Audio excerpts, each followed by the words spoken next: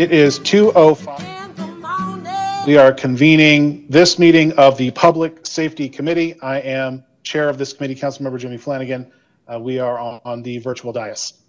Our agenda today has 3 items on it. We're going to talk about public safety metrics centered around the Mayor Pro Tem's item 50 from June 11th. We will dig into the city budget, specifically around public safety issues, and then we'll do a high-level conversation about 911 call center data, including the consultant that was used by Austin Justice Coalition, and some words from staff. We have a panel of staff for each of these items, a slightly different panel of staff for each of these items. I will do my best to pull people in and out of the meeting as we work our way through it. As I always like to start a meeting with, just a little bit of a technology check-in. I can see everybody on my screen, so if you need to speak, you can raise your hand. If you feel more comfortable, you can also use the raised hand feature that's part of WebEx. I will watch for both. I am also going to be muting you. If you forget to mute yourself, please don't take it seriously. It works better if you stay muted when you're not speaking, but just keep an eye on that to unmute yourself before you speak, because you will still have the ability to do that. And as a reminder to the public, as we do these public safety committee meetings, these meetings are not scheduled for action. We don't actually take votes, or we're not planned to take any votes in these committee meetings. This is to dig into the work that has roughly essentially been approved by the council through resolution, and work that we know the council will be adopting in short order, namely the city budget.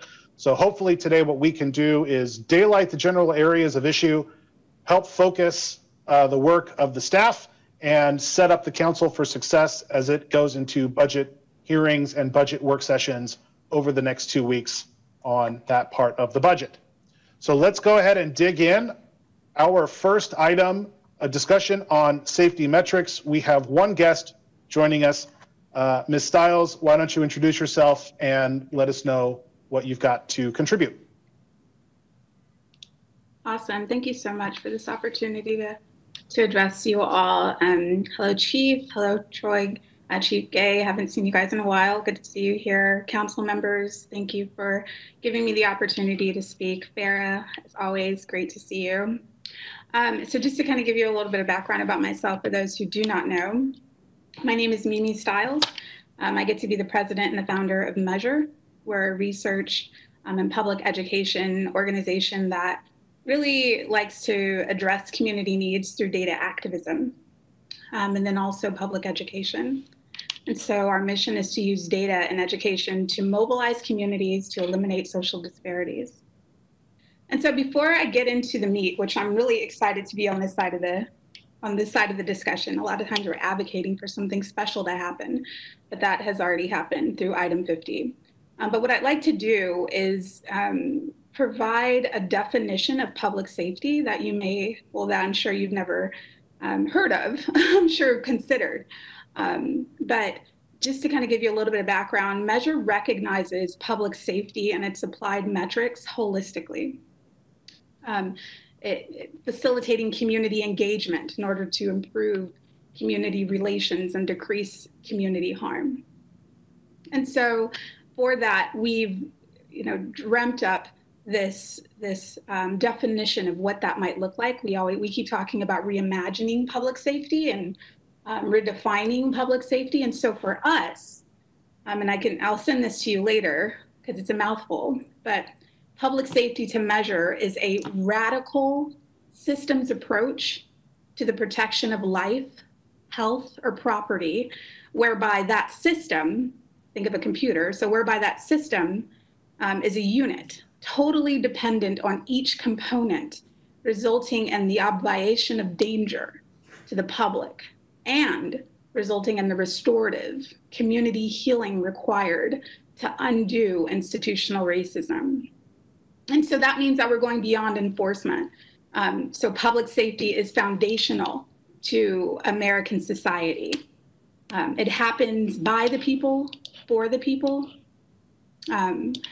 It's based in partnership between the public and the institutions, and institutions as mutual stakeholders in maintaining a safe and functional community. or communities. I'll talk a little bit more about why I make that plural. And so defining a performance measure is also really important for measure as we kind of think through this work.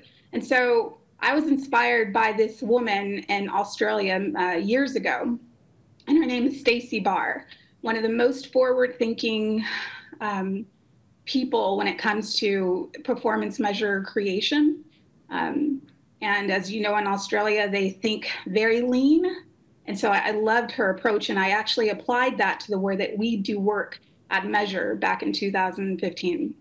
And so according to her, a performance measure is a quantification that provides objective evidence to the degree to which a performance result is occurring over time. And so again, so thinking through that framework, this is sort of the way that we've come up with some of these ideas that I'll present to you today. And so Council's decision to approve Resolution 50 really sets a new mandate for the City of Austin to develop a transformative approach to public safety, just like that, that definition that I gave a minute ago. So Measure believes that all systems of public safety must communicate with one another, in order for those goals to be reached. But for this brief today, I'll just focus on how APD's metrics should be reflective of this transformation. So as you all know, and for those that are attending that don't know, June 11th, the City Council established the following justice-related policy goals for the safety outcome of Strategic Direction 2023. 0 racial disparities in motor vehicle stops. 0 racial disparities in citations and arresting resulting from motor vehicle stops by 2023. 0 use of force incidents by 2023. 0 deaths at the hands of APD officers by 2023. I love measures like that. And so Measure recommends local government leaders strategically align these long-term 2023, that's kind of relatively long-term, but community impact goals to Austin Police Department's current performance metrics. As a result, the city could achieve data-informed a balance by using APD's metrics to create sustainable and resilient communities in Austin. And so we also believe that the lived experience of people who live in Austin, that they have expressed concern about it just being about it not just being one community, and that there's several communities in Austin, right, depending on where you live. And so Measure recommends data and metrics always be disaggregated by race, gender, sexual orientation, and also city district location, just to gain an even more equity-driven insight. Now, after really digesting this, I realized that aligning the goals that are set in Resolution 50 will actually be impossible without a radical overhaul to the current performance measures captured by APD. Goals provided in that resolution call for a dramatically different approach to public safety than current operations. So since the goals in Resolution 50 are centered around eradicating racial disparity by 2023, then metrics captured by APD will need to align to measure these outcomes strategically. And so I stayed up last night doing some brief analysis on just a few of the metrics on APD's performance measure website. And many of them point to possible inconsistencies in data captured. And they point to opportunities to tell a better story through professional measure development. And so as another recommendation, we recommend that more analysis and research be conducted by an outside organization to fully assess the current metrics, and of course, involve the community in the process. So just a very quick short list of a couple that I pulled out. The first one was traffic enforcement. It was under the traffic enforcement metric. And it measures two different things. There was a couple, but two of them really stood out. The first one was the number of DWI arrests. And then there was another one, the rate of serious injury producing crashes per 1,000 population. But those should be measured to correlate. So instead of measuring the rate of serious injury, you should measure the rate of serious injury producing crashes as a result of a person driving under the influence of alcohol. And so that would produce your ability to really assess this as a public safety issue. Another one was under the traffic enforcement metric, and was the number of citation violations issued by APD. And so this one, again, if aligning to those goals, should report this metric with disaggregated data that shares the demographic composition of those who received the citation and which district that citation was given. Those kind of maps will really help us to understand equity. And then another was under the patrol metric. And so this was the number of arrests by APD. And so this one only reports data from 2019. So while the department says on the website that this is a new metric, I do believe that historical data should be permitted to be included for the purpose of providing comparison data, understanding some benchmarks. And additionally, APD should also report this metric with disaggregated data that shows the demographic composition of those who were arrested and in which, again, city council district that arrest took place. Community partnerships. I think I started my work around the community partnerships data back in 2015. And so measuring community satisfaction rate is so complex, and it should be approached like that as well. And so there are several variables that Measure recommends be considered when determining community approval. The methodology of how the data was collected, who contributed to the data set, the demographics of those who were surveyed, what district they live in, and more should be really tracked with this indicator. Who got the survey, who didn't get the survey, in order to get to that number of, over X amount percent approved of APD's operations. And then lastly, the data comprising, this was under special operations, and the data comprising the percent of critical incidents responded to by special operations that results in no injuries, or that resulted in no injuries to officers, hostages, or the public. That one needs to be reassessed. It could be accurate, I'm not sure, but currently APD is reporting 100 for each year, with a target for 2020 being 102. So you'll see 2017, 100, 2018, 100, 2019, 100, target for 2020, 100. So just not sure, just adding that one as one that needs to be reassessed. And so back in 2018, Measure did provide a recommendation to, we actually brought forth a resolution that would require APD to publish regular use of force data that was disaggregated. But unfortunately, this was largely not enforced. So to ensure that this does not happen to Resolution 50, Measure seeks to incorporate additional crucial measures, again, to tell a more accurate story of the department's performance and to assess the desired community policing outcomes. I'm not going to say them all because, again, this was a resolution that was passed and voted and we thought was going to be implemented in a way, but it was not. Some of our measures that we did provide have been implemented, and I'll mention those ones too. But we're really trying to understand, number one, like the percent reduction in overall use of force and deadly force disaggregated by demographic information. Again, this aligns directly with Resolution 50. The percent and number of interactions leading to critical incidents. like shootings or serious bodily injury, disaggregated by demographic information. Again, leads to the goals of Resolution 50. Several more.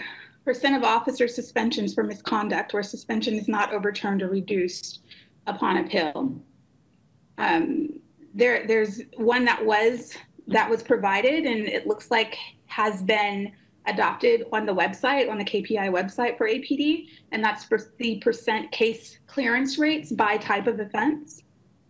And so, and then another one was the number of resident complaints and the number of those complaints investigated. It's not clear.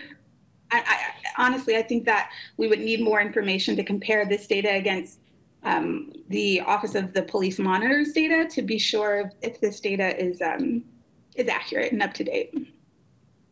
Some other ones are just, again, the resident satisfaction through consistent annual survey protocol is really important. And then having that information disaggregated by city district and demographic characteristics, socioeconomic status, gender, race, ethnicity, nationality, zip code. And we really like to understand police officer and staff job satisfaction. It's really important that we are being cognizant of those that are on the front lines so that we understand how they are feeling about being supported and feeling about doing their jobs every day. And so in this presentation, I'll end with this, Measure has presented a theoretical framework that gives full priority to the community comprising of all people impacted and working to eliminate danger in Austin, Texas. We've called this framework the systems of public safety.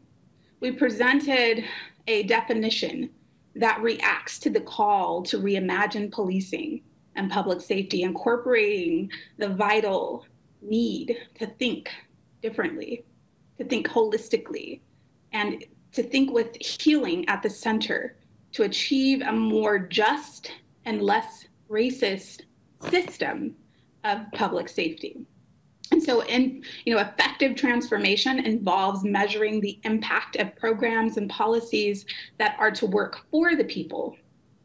It should involve the people. Especially pertinent to this discussion, Measure recognizes that metric development has traditionally left out the role of the community. So in considering the need to fix the current metric system at APD and align them with Resolution 50's goals, Measure suggests, again, that an outside consultant work with the department, incorporating the community to redevelop KPIs that reflect the aforementioned suggestions. And so with that, I want to tell you all thank you for giving me the opportunity to speak and to address you all. And it's really great to see everybody in person again. Thank you. Thank you, Ms. Dowse, for joining us. I think Assistant City Manager Ariano, you wanted to be able to talk about what's happening on the staff side, and then we'll take questions. Thank you, Chair Flanagan. And can you hear me first of all? Yes, sound good. All right, thank you. Again, thank you for this opportunity to provide an overview of what's really an early start to the direction provided in Resolution 050, as I would refer to it. Ms. Stiles did refer to some of the points of direction that are in there with regards to the metrics that are desired to be put in place. I'll just broadly say that the meetings are in progress in order to figure out first how to put these metrics, the ones that are clearly identified in the resolution, into our strategic directions dashboard. There's also additional work that needs to be done in order to derive a number of the metrics, some of which Ms. Stiles is mentioning. And that work is happening between the Office of Performance Management, Police Department, as well as the Office of Police Oversight and the Innovations Office. I think I just wanted to provide those broad comments and see if there are other questions and really be responsive to the questions that the committee may have. So with that, I'll go ahead and we have a group of people here from the different departments that are ready to respond to questions you may have.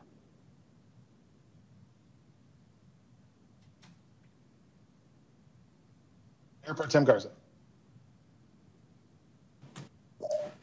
Thank you, Ms. Stiles. You beautifully summarized the goals of item 50, and also rightfully explained how, because it's not only with maybe the item that Measure had in 2018, but many times as council members we put forward resolutions, and it unfortunately doesn't. We don't see the results that we would like from there. And so with that in mind, I'm curious to why OPM was picked to take the lead, while they were part of the resolution in, when we laid out departments that should be involved in this, which include innovation, equity, OPO, because I guess I'm a little concerned about, we want some actionable recommendations, and I liked the recommendation of an outside consultant. And so 2 questions. I just want to make sure that the intent is clear, that about wanting actionable recommendations, not just a dashboard, not just a regurgitation, so to speak, of data that we already have, that this is wanting to take a whole new look and thinking about public safety in a different way that's not driven by reporting just crimes and how we respond to them, but like the examples that Ms. Stiles gave were perfect. Like, are we asking the right questions? Are we asking for the right data in the right kind of context? So I guess first question, why did we choose OPM to lead? So if I may, Mayor Pro Tem, I think it was kind of the logical choice for the Office of Performance Management, since it has the overall responsibility of orchestrating changes and updates to the strategic directions dashboard or overall framework. However, I would say that certainly there's a significant amount of responsibility with regards to the police department, as well as the Office of Police Oversight and Innovations Office and Equity Office, to make sure that the things that we're doing really fall in under and address those components of the resolution. It certainly is more than just identifying what the metrics are that are currently identified, and or metrics that might be further developed. And clearly that's going to be the work of the departments other than the Office of Performance Management. So while OPM is identified potentially as the lead department, clearly the other departments that I just mentioned are going to be taking the lead in developing those metrics. For instance, there's a significant work effort around identifying, let's see here, implementing remedial strategies to achieve revised justice-related policy goals. And clearly that's going to be the work that the police department is going to be doing in conjunction with the other 3 offices that are involved. Okay, I just want to make sure we're not putting ourselves in a position that when we are policing ourselves, so to speak, there are like concessions given, right? There's if one of our departments thinks, it's like we think within this box because we're trying to be, and I understand it, trying to understand, like, this is what let's say this is what APD can do. We don't want to ask too much. We want to be good partners. So, like, I just want us to make sure that we're thinking outside of the box. And I don't know, I'm not convinced right now. I appreciate the explanation that that the process we have set forth at this point, and that's what this whole discussion is about, right? Understanding this item and how we get the results that we want. At this point right now, I'm not 100% sure that's the path we're heading down, but I certainly hope it is, because I want us to think big and dream big and not be limited by, well, what is a reasonable request of the APD? What is a reasonable, and if that is going to take any kind of outside independent person, I'd be happy to look at what we can do in the budget to get that person. And then I had one.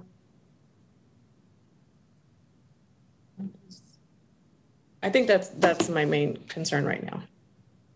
I'm sure there are other questions.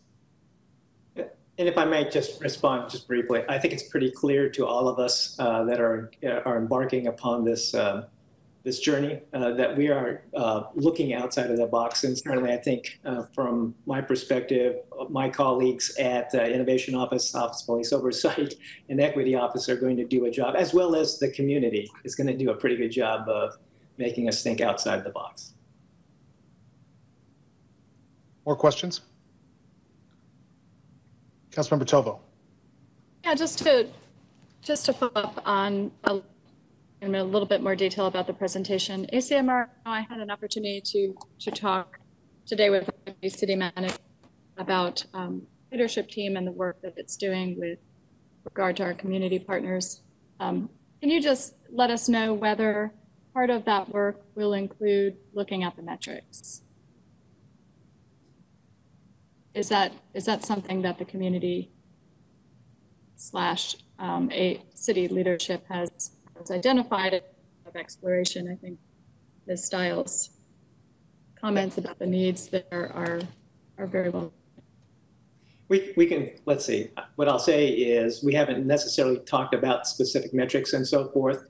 However, as we have these conversations with the Public Safety Committee, certainly, and we get these different ideas, one of the things that we're doing is looking at, what particular advisory working groups may make sense. Some of that work in identifying what those groups may be is going to emerge out of our work initially in a listening session that's going to include the Joint Inclusion Commission, the Public Safety Commission, and our Quality of Life Commissions. That will expand out to a number of other opportunities to listen to how the community is feeling about public safety. With this conversation, certainly we'll take a look at how metrics might be an area for us to explore in more depth.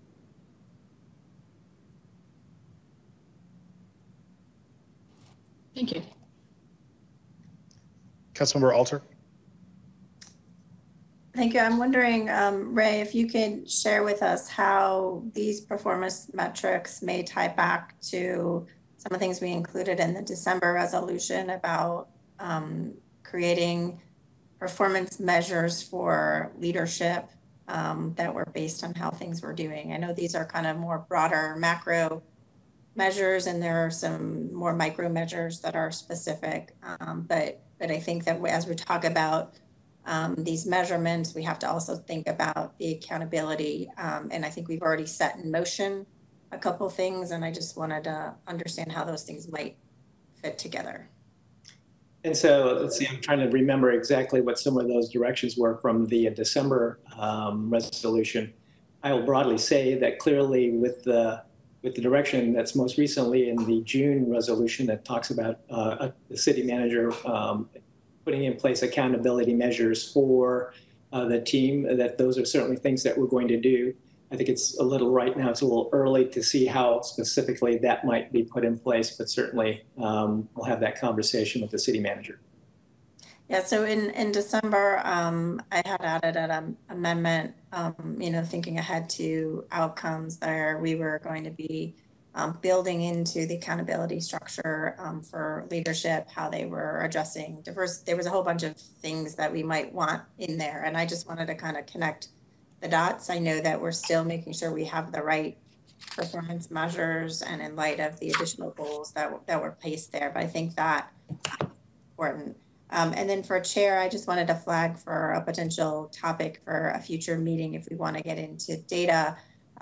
In item 96, I had an amendment that expanded how we were looking at some of the ways that we were coming up with measuring at-risk officers, which is a different kind of data than the overall performance. But I think that these two things, if we're going to affect the performance indicators that we've been talking about today, we have to be making sure that our measures that are getting us to identify those at-risk officers are working properly.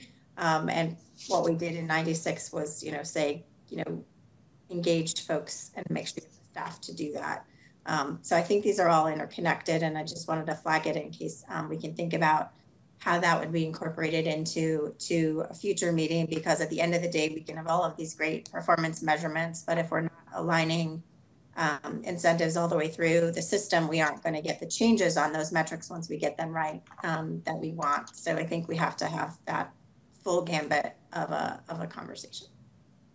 Thank you, Councilmember. I think that's a good idea. I would assume that at-risk officer metrics would live in the Office of Police Oversight more than it would live in Office of Performance Management. Bureaucratic nonsense notwithstanding. Councilmember Kitchen. Thank you. I have two questions. I joined a little late, so thank you, Ms. Stiles. I don't know if there was a particular report that you're referring to. I thought that the suggestions you were making and the specific measures you were providing us as examples was really very helpful and very much on point, and also showed a level of depth in terms of our analysis where that we can actually get closer to causation, so to speak, or directly linking measures where they need to be linked. So my question is have you, and I may have dismissed it, have you produced a document for us that kind of lists those recommendations? And I apologize if I have missed it. No, it's totally fine. Thank you for asking that question. So I have to be completely honest with you. I went ahead and wrote a report last night, just a brief analysis. So I will go ahead. I'm going to send it through our communications team to make sure that I don't have any too big, crazy, errors in it. And then I will go ahead and send that to you, hopefully by end of day today or early in the morning tomorrow. And again, That's it's great. just a brief. Mm-hmm. So. That's great, because I was furiously taking notes and then I thought, well, I'm going to miss something. So thank you. You're going to get all of this, in your box, definitely. Okay, and then the second question is just Before we move on, Ann, I just want to note, I'll have my staff post that report to the council message board. So if members of the public want to track it down at austincouncilforum.org.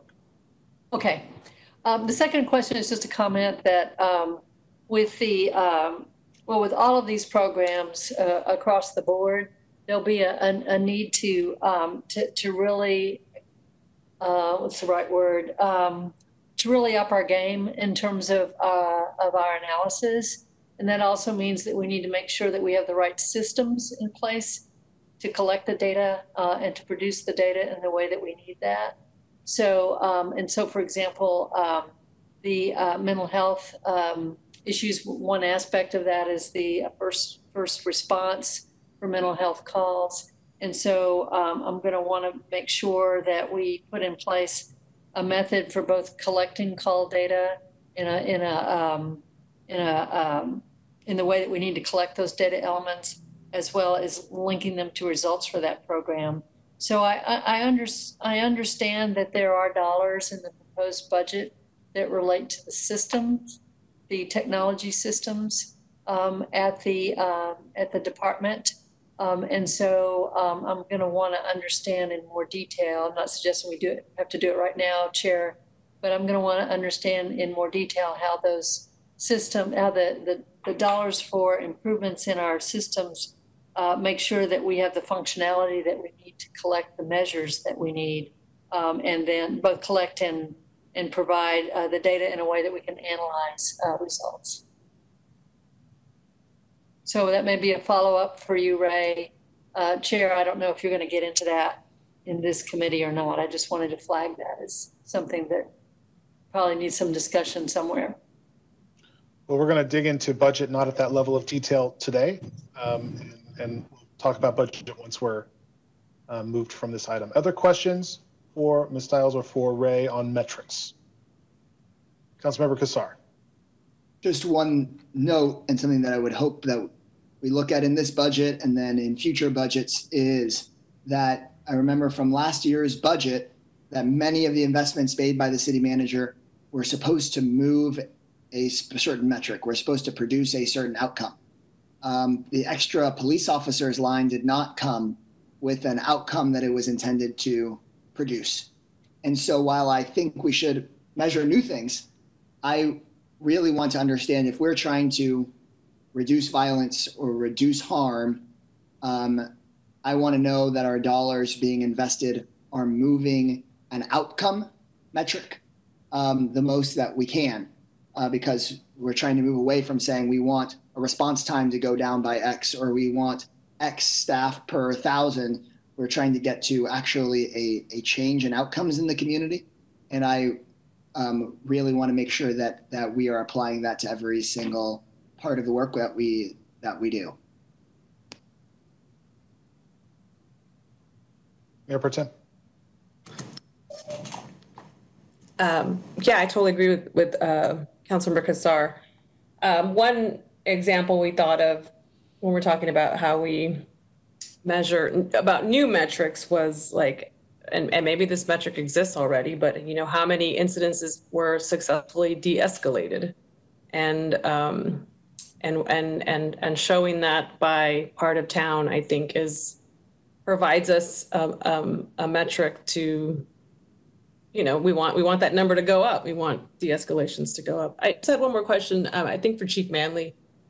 I've heard a theme not only in these kinds of discussions, but as well when we're dealing with the advocates who were in our municipal court conversations, in trying to get data and how hard that has been, and you know, then asking us to get the data because they can't get it. I guess my question is, Chief, are you committed to providing, you know, the data that these organizations often tell us that they have trouble getting? Absolutely. I think that we have open data portals. We put our information out on the web. You will recall we were one of the first, and I think maybe the first major police department to join the Police Data Initiative on the national level. So I think we have a history of sharing data, and we will continue to share the data that we have. But you're right. Sometimes it is difficult to pull data together. Sometimes the requests are very specific, and our systems don't very easily produce that type of data. And that too is one of the focus areas as we look at reinvesting in technology for the police department, that we need to ensure that the new developments in police records management systems and other areas should allow us to more easily and readily pull these types of data requests together. Okay. That's good to hear, because I think, you know, I think we all want to get to the same place, less violence for everybody, you know, and I think, and I've heard that just over and over again from different advocates, that it's really hard to get certain types of data. So whatever we can do on the council side, please let us know to make that data more accessible and readily available as we continue to have these conversations. Thanks. Certainly, Mayor Pro Tem. And I would add to that, you know, having a web development technology background, you know, we have to be concerned about the garbage in, garbage out problem.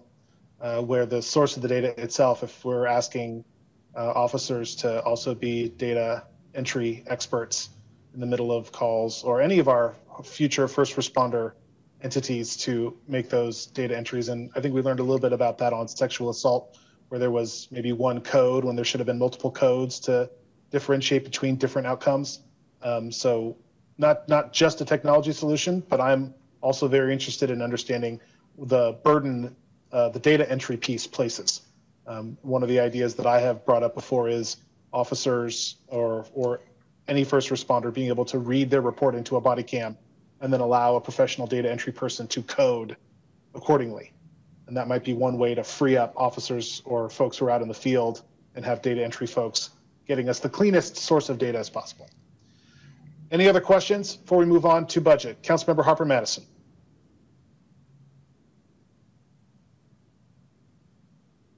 Sorry about that. That mute button is giving me a hard time. Just wanted to say most of what my colleagues have said, I wholeheartedly agree with, and the sentiment speaks to me. There are a couple things that weren't mentioned, and I think this is probably, it kind of piggybacks on what Mayor Pro Tem said about specific data. As it pertains to, give me just a second, I pulled up the resolution because I was thinking, I think we already have that in there. It was a data point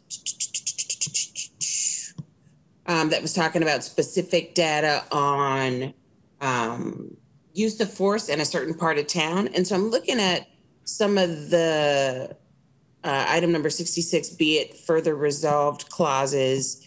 And these are some things that I just wanted to make sure to highlight as well. So obviously the training materials and cadet information, all of the things that are included in that audit are top of mind for me, especially after I'm certain everybody on the line received an email that I did also. It was a report by Sarah Villanueva, leading the Academy review. And then there was an additional report by Michael Ferguson issued on June 19th that addresses some of the original concerns that we had, and thus some of this under bullet number 2, training materials, course section, descriptions, and duration. One of the things that's in here that I just want to make certain that we spend some time focusing on as it pertains to Academy is the components that are speaking specifically to the diversity of the people teaching diversity. And so, Ms. Stiles, I'm not sure if that's something that specifically is on your radar, but it's certainly one of the things that's top of mind for me as we go through the Academy specific elements. And I just wondered if, just from your initial glance, are there any other Academy specific considerations that you have that, you may need some direction from council or for us to be paying some specific attention to? You know what? I haven't really thought about that, but definitely can spend some time and deep thought.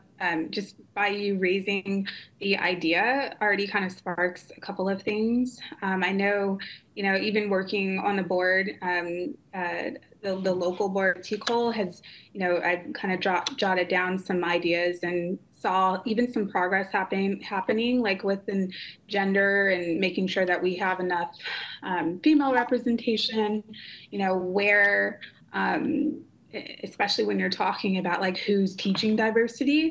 If you guys remember back in the day when Measure was not really kind of focusing on evidence-based metrics, but we were more so focusing on just metrics, right? We were asking for implicit bias training and 100% of all police officers to be trained in implicit bias training. And we brought in a expert, but not so sure, but without any tracking methodology after that. Like, how do we even know that some of the training that we're doing is actually working? A lot of it is based on pseudoscience without any real evidence or real, outcome metrics about if that training is even working. So personally, if, putting on that hat, I would say that there are a lot of questions that can be asked. And a lot of opportunities, especially in Austin, because we're so data driven. I did hear that Austin Police Department and Chief, if you could respond to this, brought on a new CDO who another request of Measure for the last several years has been, bringing on a chief data officer that really focuses in on data and outcomes and evidence-based policing. That we could really seriously address some of those issues together.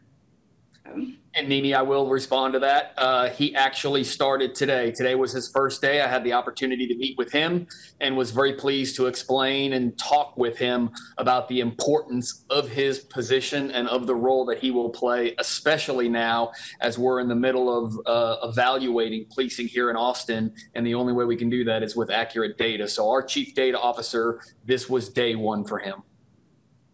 Awesome. And that's super hopeful. Like when it comes to us needing data, needing accurate information, having access to that person within the department. But again, to your point, Council Member Madison, Harvey Madison, is just really, is that person going to focus on evidence-based policing? We've created I know Measure has created a fantastic partnership with the American Society of Evidence-Based Policing, some of the most academically sound and ready researchers that are also cops, led by a cop researcher, Renee Mitchell. Are we going to move in that direction? That would be my question for, as that person takes that seat. And then secondly, just to, again, especially to Assistant City Manager Ray Ariano, just, a lot of times metrics are part of the conversation at the end. right? Like we have all these big, beautiful ideas, and we have all these solutions that we think might work.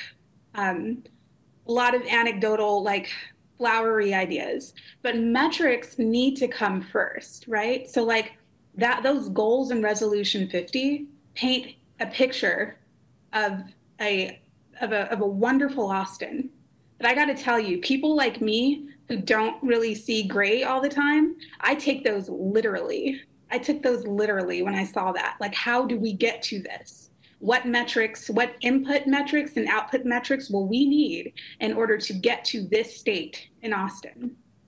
And so just really, you know, want to hammer that in, like make sure that you start with the end first, and that metrics come first. And again, Measure is always here to support the city in achieving those goals.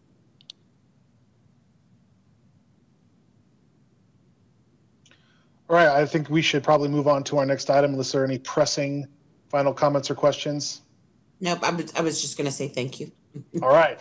Thank you, Ms. Stiles, for joining us in our committee meeting today. A lot of great work to do on metrics. A lot of great work to do overall. Glad to have you as part of our community experts joining this conversation.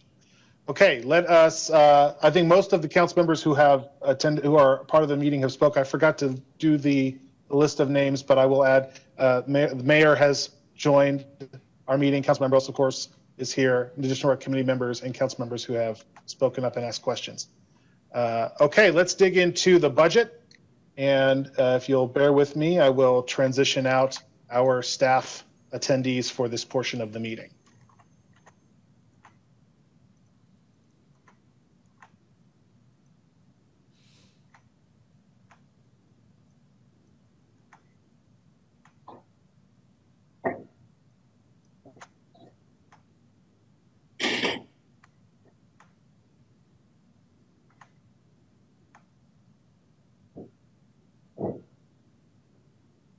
Okay, I think we will start with a staff presentation from Mr. Van Enu. Ed, are you there? I am here. Okay, I have the presentation. If you will, so the last time I did this, my laptop crashed, so we'll see how this works this time. Y'all see the presentation? I can see it. Great. Yes. All right. Well, I'll just jump. Want me to jump in, council member? Take it away, Ed. Yeah, I'll jump in. We put together, I think we have about 9 or 10 slides here just to give you a high-level overview of what we call our public safety departments. Of course, in Austin, we have our safety outcome that also includes safe drinking water. It includes flood mitigation risks. So safety is broader than just our public safety departments, but here today for the Public Safety Committee, we're focusing on the 5 departments that that fit under our public safety umbrella. That's Austin Code, Municipal Court, Emergency Medical Services, the Fire Department, and the Police Department. This is really a high-level picture of the budgets for each of these 5 departments. Go kind of like a layer lower for the police department because we anticipate there'd be a lot of interest in that. And then, of course, we have staff on the line to help me out with questions. But just for the sake of time, I'm going to, and to avoid kind of having to bounce around between a bunch of presenters, I'll just walk through the high-level presentation. We go to the second slide, Councilmember. Thank you. So first, Austin Code, you can see for fiscal year 21, the proposed budget the manager delivered is at $26.9 million. That's a slight drop from the fiscal year 2020 level, which is the result of removing some one-time budget items that had been included in the codes department for fiscal year 2020. So across the board, you're going to see departments for fiscal year 21 typically having a little bit higher budget because of wage increases and other built-in cost drivers. But in this case, those cost drivers are being offset by a reduction in one-time program expenditures that were part of their FY21 budget. The department is proposing 3 new administrative positions.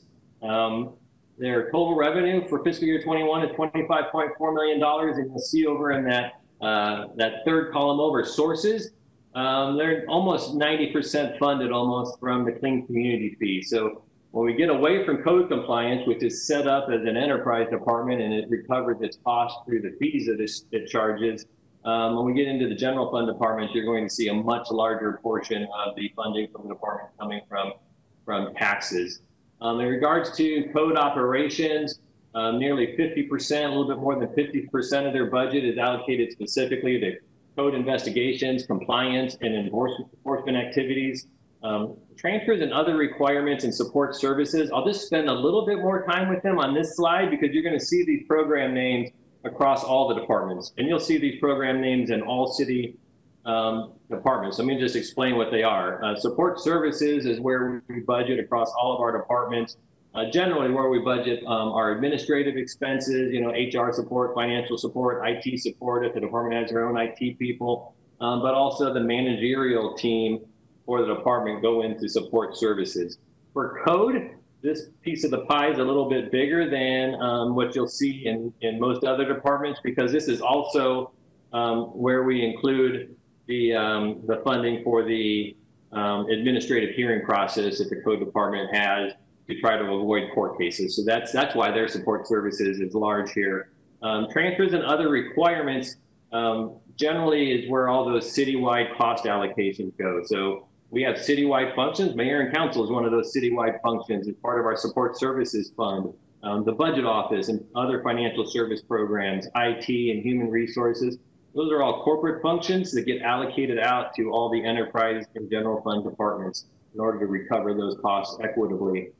So that's what goes into transfers and other requirements. Again, compared to some of the general fund departments you're going to see, it's higher here than it is for other departments because for the code compliance, part of their costs comes through the Austin Energy customer care and them paying their fair share of the customer care fee, which is how they get their bills out to their customers and collect their revenue. So you'll see those support services and transfers and other requirements across the departments. I just want to give you a little context for why those percentages are higher in Austin code than what you'll see in the other departments. We go to the next slide. So the next one is for the municipal court with a proposed budget of $34.5 million, largely just a base cost driver budget, $1.5 million to pay for wage increases. The 2% wage increase for civilian employees would be the largest driver there. You'll see under sources, as I promised, for this department, nearly 77% of their budget comes through tax support or basically non-fee revenues. This department does generate quite a bit of fee revenue through the fines that they collect, but it's not nearly enough to fully fund their operations. So 77% of their budget is funded through tax-supported revenue sources. Their revenue continues a downward trend. In fiscal year 21, we're projecting an $800,000 reduction in their revenue collections. That is part of a long-term trend. Over the last 5 years, we've seen significant drops in the number of citations that are coming through the municipal court. And we've seen about a $5.5 million drop in revenue over the last 5 years. Part of what's happening this year, though, is also as a result of COVID, the court has extended the due dates for some of the fines and citations. So that's part of what's playing into the revenue drop this year, and it's really more of a timing issue. The largest program in the municipal court is actually the downtown community court at 28% of the budget. That includes a significant amount of funding for homelessness services in the downtown court, part of the wraparound network of services for that community. Municipal court operations is next at 25%. And the only other thing I'd mention on this slide is that the support services portion of this slide, it's actually the orange slice. I noticed this too. There is something to describe that orange slice. It should be support services, and I think it's around 18, maybe 20% of the budget, but it's acting. Oh, it shows up on this one on the screen I'm looking at. It doesn't show up. So yeah, 20% of the budget is support services, and that's also a little bit higher than what you're going to see in our other departments because the lease cost for their new facility, the Bergstrom Tech Center, as part of support services costs here. We go on to emergency medical services. So let me jump in and say, I know we're going to spend a lot of time on police, so council members, if you have questions about these other departments, let's go ahead and do them now. So we already did code. This is municipal court. FY20, we're going to take a close look at dispatch equity and optimization. And so we're just in the process, and I got an update that the proposal is going to be evaluated on the 31st of July. And when you say dispatch, maybe I'm lumping two things together. Is dispatch different than the call center and the call takers? It is not. I think I'm using a generic term in terms of dispatch. Okay. Dispatch includes call taking as well. And this is really to look at fire and EMS dispatch and call taking. So it's not looking at police, fire, and EMS? No. This is to look at fire and EMS. Okay, so I would be interested in, because I actually see this as, an opportunity to put these together, because I see that in particular from a call taker perspective, that when someone calls in, that we need to be talking about police, fire, EMS, or mental health, depending on what is needed. And so the caller has the options of all four. And so which really, from my perspective, argues for some consolidation or coordination of those. And so I like the concept that you were suggesting, Councilmember Flanagan. So I'll follow up with you, Ray. If we're going to get information about dispatch just for fire and EMS, I'd like to think about how that's expanded in terms of what analysis needs to be done for police. Other questions?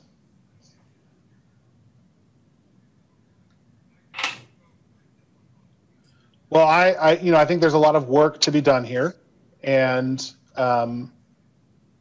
this is an important question that the community has made some very specific requests. But I think we're also acknowledging that we can do more than what the manager's budget proposed, because I think the council is more willing to use the budget as a leading indicator for change, as opposed to wait until you've developed the full solution and then change the budget. I think we have to do it the other way around. But I understand why the manager and the staff would do it the way they did it.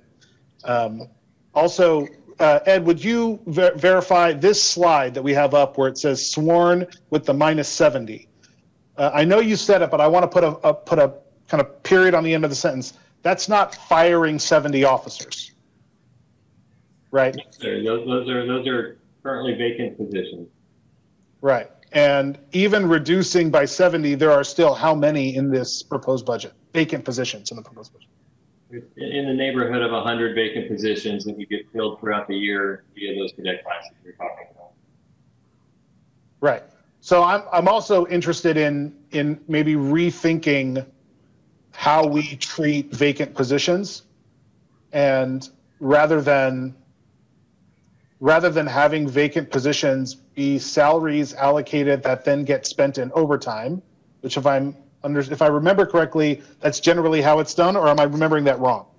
It's different in different departments, so I can't remember. It's different in different departments, and an important thing to consider is that we do also budget what we call a vacancy savings amount.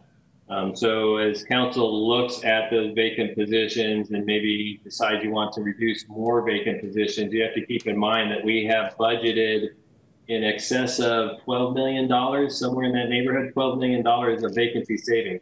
That's a negative number. We actually budget a negative dollar amount for vacancy savings because we know they have a lot of vacant positions and that they won't fully expend those dollars during the year.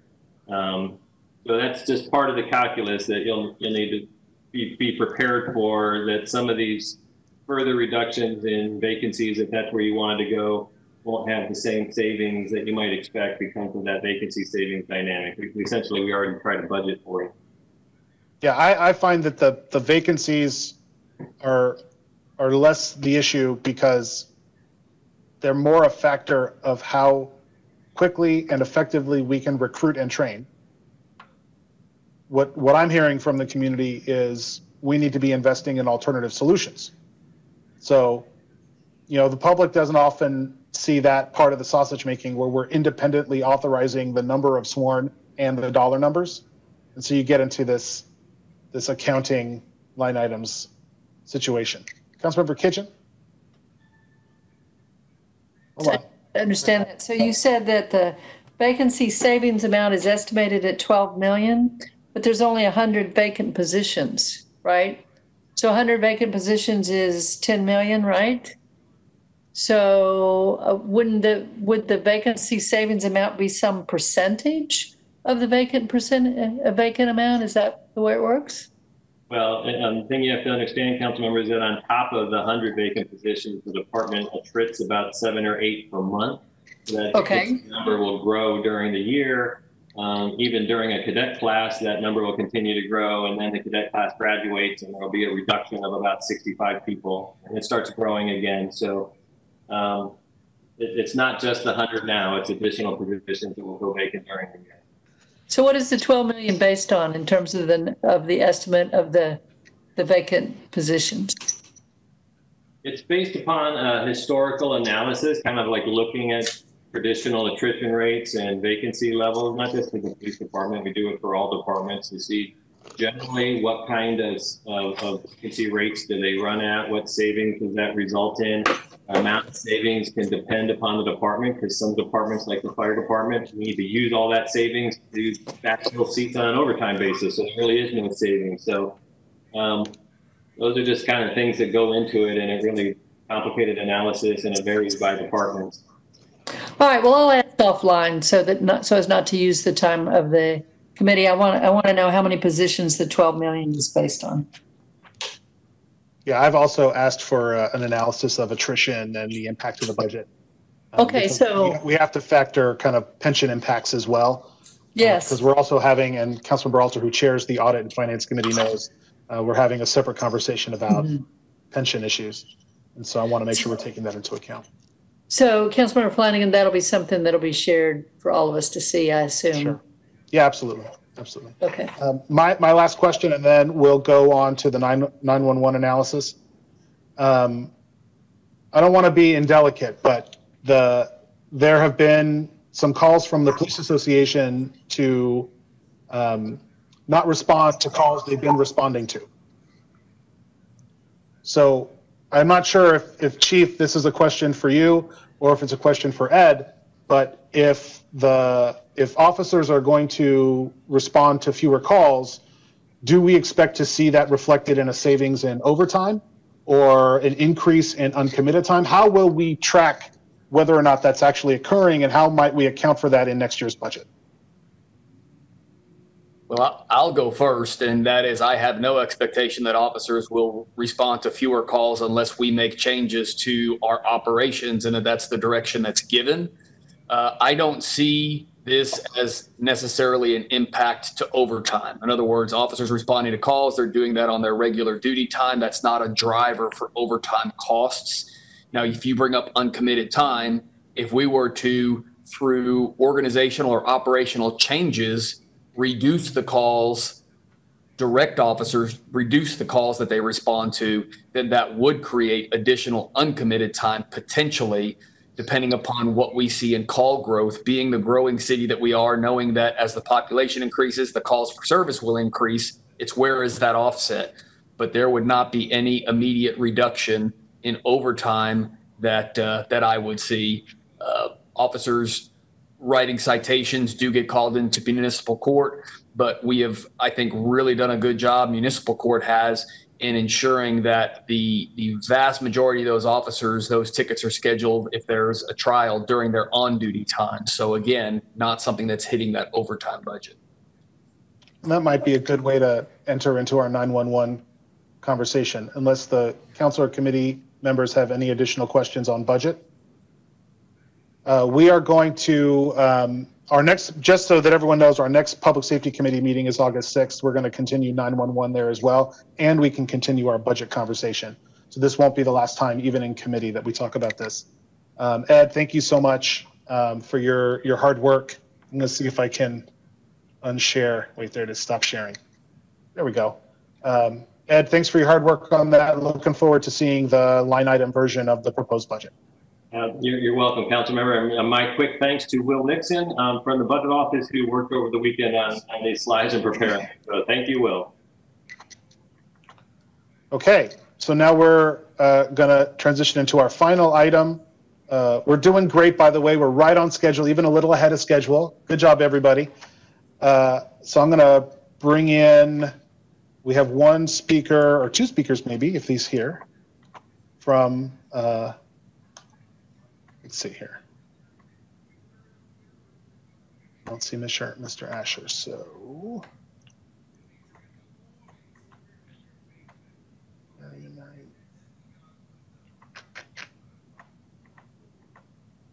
All right, that may be who we need. So this is our last item for today. Before we get to our future items and close out, we're going to talk about an analysis of 911 calls. And we have a speaker who is joining us, and then I will let staff speak to the work they're planning to do, and then we will take questions. Brian, Chief, you want me to bring in, let me make sure they're here. I think I brought in Mr. Guajardo, and you want me to bring in Ken Murphy. There we go. Thank you. Ben, why don't you introduce yourself while I bring up your presentation? Hi, everybody. Thank you very much for having me. My name is Ben Horowitz. I am one of the co-founders of Datalytics. My previous background before creating the firm was I was the director of analytics for the New Orleans Police Department, and then have a long history in data analysis and information systems. My colleague and I completed an analysis of call for service data for the Austin Police Department, and I know want to be respectful of your time, so I'm just going to jump right in the presentation, try to get going. Just a little bit about Datalytics, which is on the second slide here, is that we're an organization that strives to provide 21st century analytics to a variety of stakeholders and clients. We've worked with a variety of departments. 1 second, Ben. Chair, I'm having a tough time hearing Ben. I wonder if there's anything we can do to make his audio less muffled. Let's try this. Is this better? That's much better. Thank you. Okay, wonderful. I had a little bit of internet trouble early on with the presentation, so to be safe, I was trying to phone. So now I'm over the computer. So Datalytics helps serve organizations working in the public good, and we typically work with criminal justice organizations. On the second slide, it's just a few smattering of some of the departments or cities we've worked with, whether that's Arlington, Texas, and the Allstate, Ferguson, Missouri, or where we're from, we work with the City Council in New Orleans. Just a few brief examples of the type of work. We've worked along the criminal justice spectrum, providing data products and visualizations to support criminal justice work, criminal justice reform work, and have done a variety of reports, such as an assessment on release on recognizance and other criminal justice issues. Our article in the New York Times, How Do Police Actually Spend Their Time, released about a month ago, really contributed to the discussion around what do police spend their time on, and how should we have an informed discussion when we discuss police budgeting, as you guys just so eloquently demonstrated. Moving to the fourth slide, I just want to talk briefly about the methodology, provide a few of the findings, and then obviously leave ample time for discussion. We received 18 months of call for service data for the Austin Police Department. We did remove out the administrative code.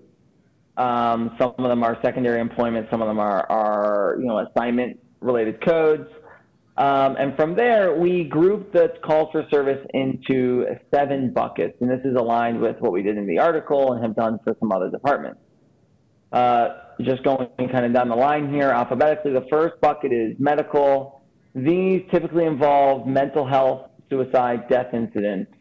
One note about the mental health calls, we are just strictly looking for all of these analyses based on the problem code or the call type or call classification, depending on your wording. And so we were just looking at ones that were explicitly labeled as mental health. We did receive a supplementary data set, which had the mental health flag added to them. Can talk a little bit about that in more detail. We did not have the requisite information to connect the two data sets, but it illustrates that a multitude of different call signals make up calls with people experiencing mental health issues or experiencing moments of crisis. So we can talk about what those different signal types are. Responsive are calls that are not initiated by the officer. They may or may not be criminal in nature. And they include everything from assisting other agencies, disturbances, complaints, burglar alarms. Then you have your non-UCR crime. These are crimes, incidents that are criminal in nature, but they don't match the FBI's uniform crime reporting for Part 1 categories. So it's everything from a city ordinance violation to kidnapping and everything in between.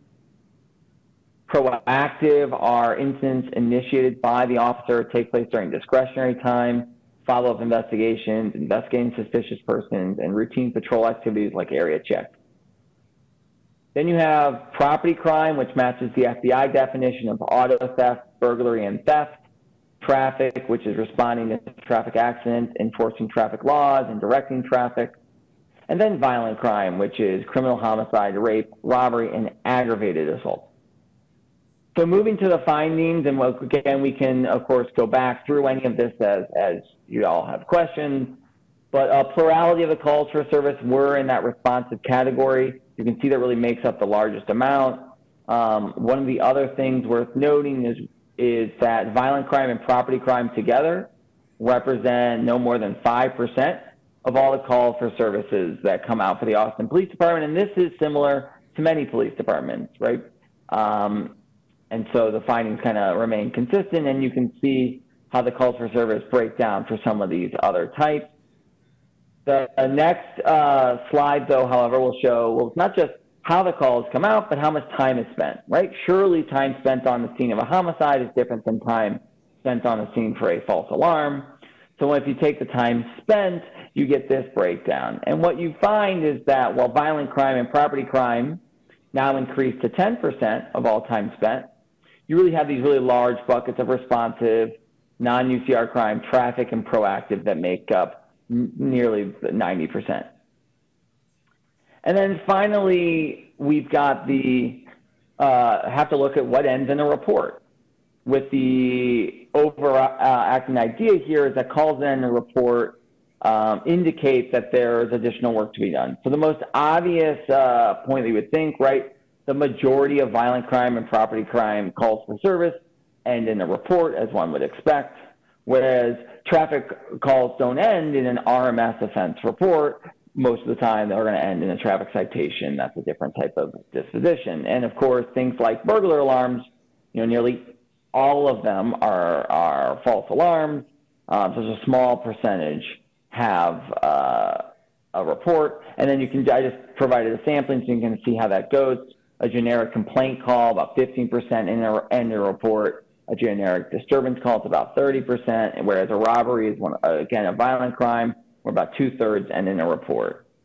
Those are some of the large findings. The paper study is available online. It's got detailed breakdowns, more by type, but talking with the council, we want to make sure we leave ample time for questions and discussions. And then for those who want to see what my partner looks like, that's on the last slide, who was unfortunately unable to make it today too. With all the various childcare arrangements we all have to make now in the new era. All right, any initial questions for Ben from council before we let staff? All right, staff, you wanna jump in? So I'll make a few comments, having had the opportunity to do a real quick run through the Datalytics report, and just a couple of I guess methodological issues here. Just to make note, violent crime does not include, from what I just heard, assault, and we consider assaults violent crimes. It sounds like it only includes the aggravated assault category. So that was one thing. And then I guess, Mr. Horowitz, a question for you. Did you have the ability to weight the data? In other words, we would send multiple officers to those more violent crimes and those crimes that tend to take longer to investigate. So although the number of incidents may be distributed in the manner you just described, the time officers spend, I don't think was accounted for, in that there's many, many more hours spent on some of these calls because we have multiple officers there. And so if we're truly talking about how officers spend their time, I don't think that's captured in here. And that's, let me pause there because that was a question. No, you're absolutely right, Chief. Oh, sorry. I'm sorry. I just want to say, council members, check your inboxes. We're having staff send you the presentation. So since I've taken it down from the shared screen. My apologies, council member. Yes, you're absolutely right, Chief. The number of officers on scene would be ideal to be able to wait, or even specific data for the officers. That data was unavailable for use of the analysis. And as you point out, that would make for a much more thorough and robust. And that's the type of analyses that absolutely should be done for an in-depth staffing study, which certainly this was not intended to replicate. To your further point about violent crime, while that each jurisdiction may define them that way within their code, the typical approach we try to use is to adhere to the FBI definitions so that we can make sure that our analyses are consistent from jurisdiction to jurisdiction. That doesn't necessarily mean that within jurisdiction there may be reasons to localize the methodology as you state. I should also note one of the other pieces that we mentioned not having the mental health flag. We didn't also have whether or not a call was self-initiated or not. So we simply had to use kind of assumptions based on the call type when we group them in the responding and the proactive categories. But certainly an officer may see something and self-initiate out that might land in one of the other categories. And then just the other thing that we noted as we were discussing this is trying to take our CAD data and convert that over to UCR data. You know, in CAD, it might show up as a disturbance, but if the officer didn't recode that call, you don't know if that disturbance was an aggravated assault or just a regular assault. And so therefore it might feed differently into the analysis that you did. So we just have concerns with the accuracy of some of those conversions of CAD data over to when you try to plug it into UCR data, because we're now a NIBRS department in the first place, but some of the data may have been lost in that translation as well. Sure, that's absolutely one of the potentials, is not having the crosswalk between CAD and the RMS. And that's always the challenge to deal with, to know how it eventually gets coded and whether or not the officer recoded the CAD type or just kept the CAD type the same and went with the charge on the RMS, within the RMS system. But our experience has been that even accounting for those type of things when we can, that it doesn't change the big picture. It might change it from the 0.6%, especially if we're just looking at aggravated assault. But even if you double that or triple that, it's still, violent crime itself is a very small percentage. It's a very serious, very important piece, but towards informing the conversation of how that time gets allocated, which we find is really important. That's not to say that a lot of the other actions aren't necessary uses of law enforcement, but those certainly are useful for the council to discuss. Certainly. And then my only final point would be, when we talk about violent crime, again, we consider assault a violent crime. And I don't know what other categories we may consider an act of violence that didn't fall into your analysis in that same area. But that's, I think those are probably my initial comments. I appreciate you engaging with me, Mr. Horowitz, and Chair, thank you for giving me a few moments to address some of the data. We have internally are working with our data from 2019 as well. We've got 517,623 calls that we responded to, and we've broken those down into every single type call that we respond to. And we're doing additional analysis on that as well, because this is an area of interest for us also. But with that, Chair, I'll turn it back over to you. Thank you. Thank you, Brian. Ray, when I spoke to our Deputy City Manager, who I don't think is signed in for the call today, she explained to me that the 911 analysis that you all will be doing is happening outside of the police department, that there's other staff that are going to do that. Am I remembering that conversation correctly? You're correct. And I think Carrie O'Connor from the Innovation Office is actually the panel here that might be able to talk to that. Carrie, are you there? Yes, I'm here. Excellent. Can you give us the 10-cent version of what you all are about to start up? Absolutely. Or if you're already done, I'd love it if you were done. No, we're not done. I was looking at the data set provided by APD. As the chief was explaining, I can't do a sort of apples to apples comparison with age datalytics. Overall, I think their report is really helpful at this stage of work. They did a conscientious job that shows their expertise and experience. Looking at the initial comparison, we concur with the first recommendation that we do need a better categorization of calls for service. And the sixth recommendation to make signals clearer. And all of the conversations about technology modernization, obviously we'd like to make that work easier on all involved. Without those steps, it's going to be difficult to accomplish sort of like things like the fourth recommendation, which is on everyone's top of mind, which is identifying non-police responses to mental health crises. One of the things to note that the Innovation Office, we structure our research in terms of future-oriented as opposed to an analysis of the current state.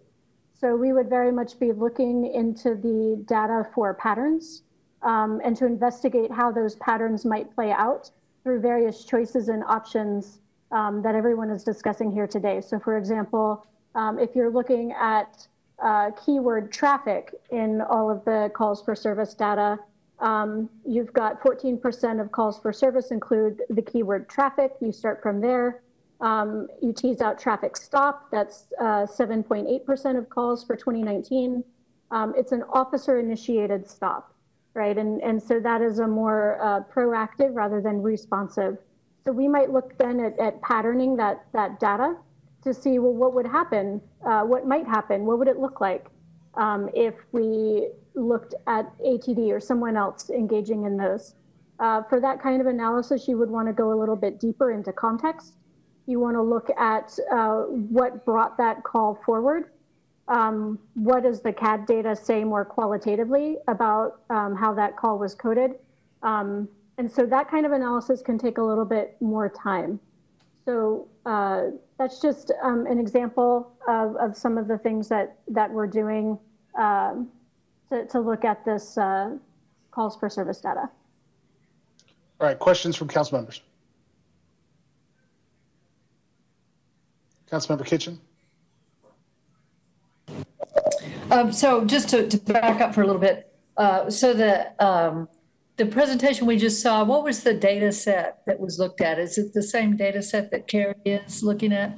I understand the conversation that we just had between the chief and Carrie and in terms of looking at those data, how you look at those data set and analyze it, but I missed the first part of the presentation. What is the data set that the AH Analytics looked at?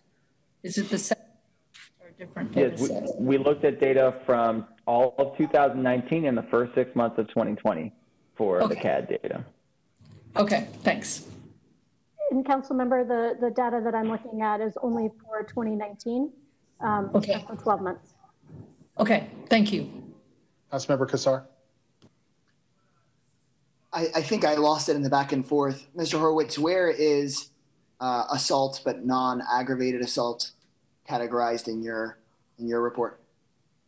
They would be in the non-UCR crime bucket.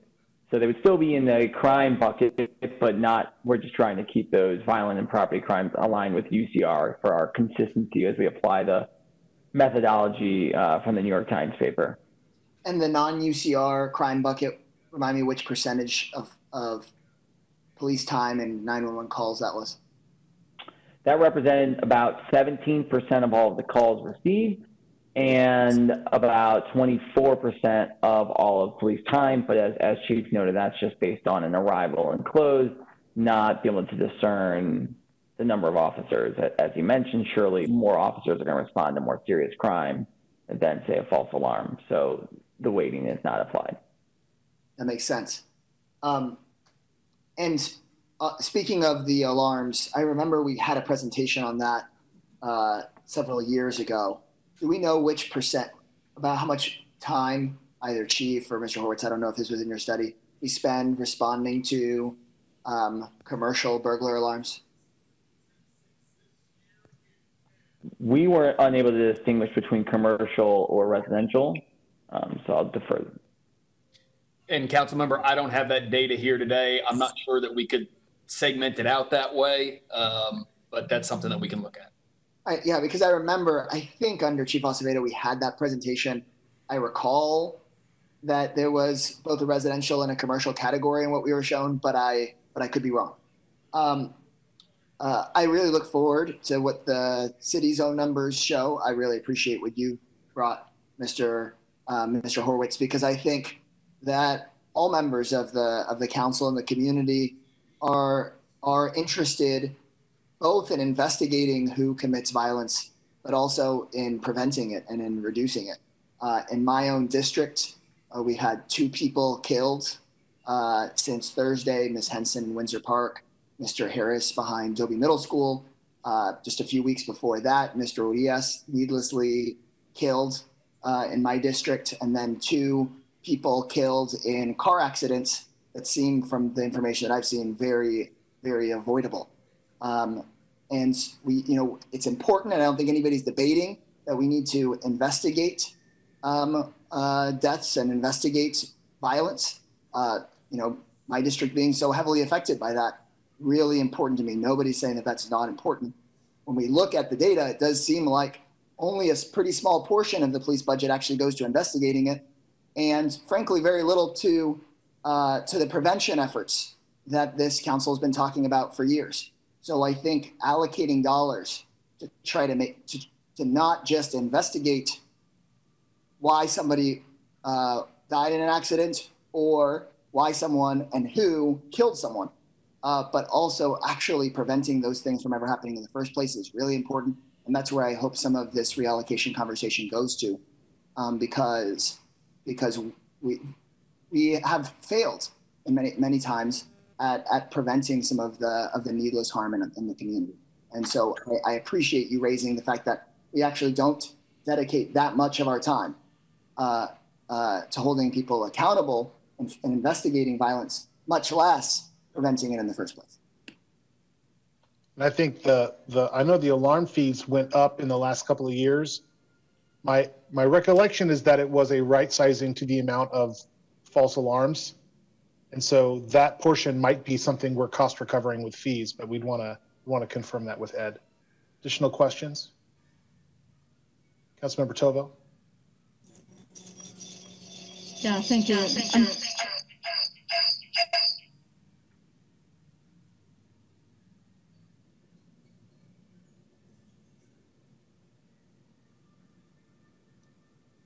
Uh-oh. Anybody want to go first? Councilmember Alter? I think this might be a question for it might be legal. I am wondering for the traffic, are there legal constraints where it has to be an officer who stops someone who ran a stop sign or who doesn't have a tail light or other kinds of things? Or that has to respond at a crash scene in order to write a citation for insurance? Are there legal restrictions that require it to be a sworn officer under some circumstances? I don't believe we have legal on the line, but I'll speak to, yes, some of this is statutorily directed as far as the requirement that police officers be dispatched, like crashes that are going to require tow trucks and things of the like. And then just the other point would be traffic stops are some of the most dangerous encounters that officers have, short of some of the disturbance calls they go to.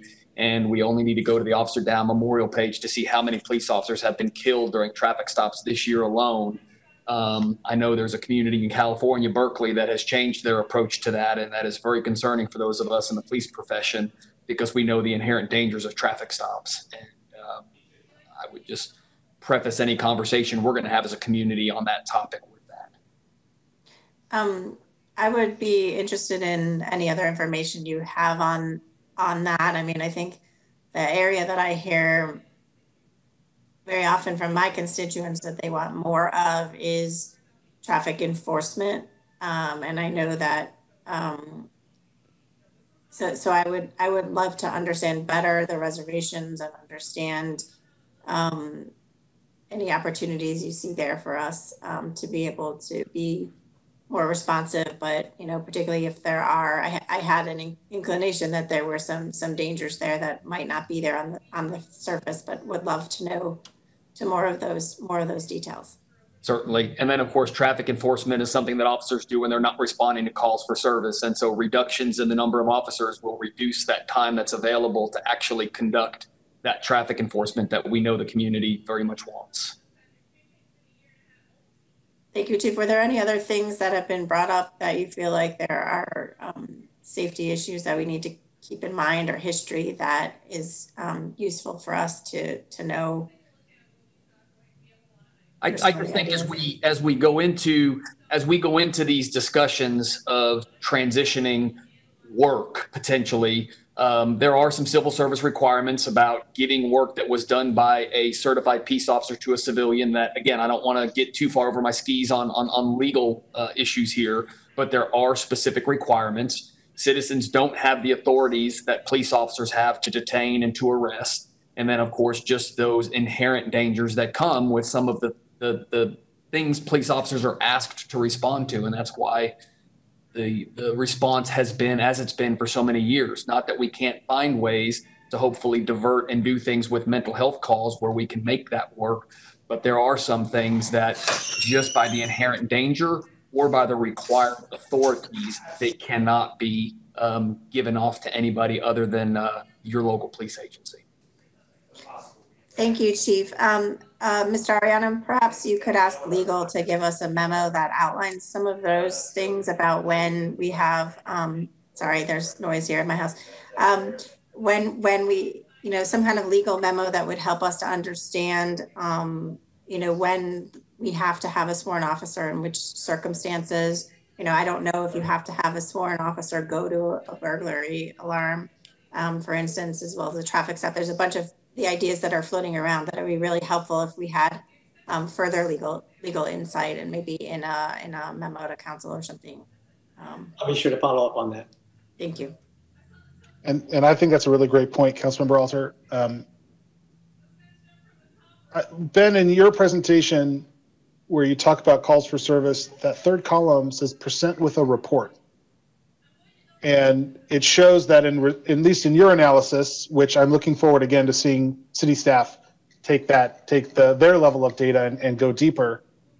But it shows that at least in Ben's study, it shows only 12% of responsive calls had a report. Does that, in your analysis, Ben, does that mean, from what you could see from the data, only 12% of those 384,000 calls resulted in an action that likely required it to be sworn? So from what we can tell, it seems like there's the complaint and disturbances categories, and those are going to be much more likely to end in a report compared to some of the other ones. Those complaints were only 15% end in a report, and disturbances 30%. But check on welfare. Burglar alarms is really the biggest one, where 0.5% ended in a report. And then there's assisting other agencies, which is a little always unclear because the other agency might be the one taking the lead on some of those. And then when you look at disturbances and complaints, right, there's a lot of composition of what those calls can look like and how they end. And as the mental health calls showed that when we did the analysis of the calls for service with the mental health flag that we couldn't match up to the main data set, we were at least able to look at the types of calls that these represented. And we found that these really capture, everything from complaints and disturbances all the way to violent crime potentially. So mental health might be present on a lot of these type of calls, and even if they don't end in the report, those could certainly be alternative methods of handling those type of calls. And I bring it up really just to say I think there's just a lot of nuance and detail, and it's always hard when it rolls up to 8 rows in a table to really divine that level of complexity. I remember seeing the story about Berkeley, and my recollection is that, like many of the stories we're seeing out of other cities, they're being reported as having been done when they just passed a resolution. And we all know that passing the resolution doesn't actually do it. The doing comes later. So there's been a lot of reporting that says City X suddenly made a dramatic change to their policing in this certain way, when really their council signaled some intent to do it because they haven't worked out the details and the challenges yet. So I'm glad that we're not continuing to repeat that. We did our big resolutions and now we're doing the work. And so I'm glad to see us continue to do that. And I don't think anyone is saying that we would take any action that would reduce safety. In fact, what we're trying to do is improve safety. And as we get into the details, we'll find out where that's harder or easier based on what we're learning. Councilmember Tovo, let's see if your tech. Okay, let's try again. Sound good. Good. Thank you. On slide 5, I want to be sure I'm understanding the back and forth between Chief Manley and the consultant. So as I understand slide 5, which talks about how calls of service time was used, the violent crime figure here, the 3%, does not include violent crimes that would fall within the non-UCR crime category. And those could range from assault, as Chief Manley mentioned. I also saw an indication earlier that I didn't understand related to kidnapping. So I guess the first question is, for non-UCR crime, there's a description, a definition that talks about incidents that are criminal in nature but do not fit in FBI's Uniform Crime Report Part 1 categories, range from city ordinance violations to kidnapping and everything in between. It's not clear to me whether the city ordinance violations to kidnapping and everything in between are included within Part 1 or are excluded from Part 1. I assume it's the latter, but wanted to verify.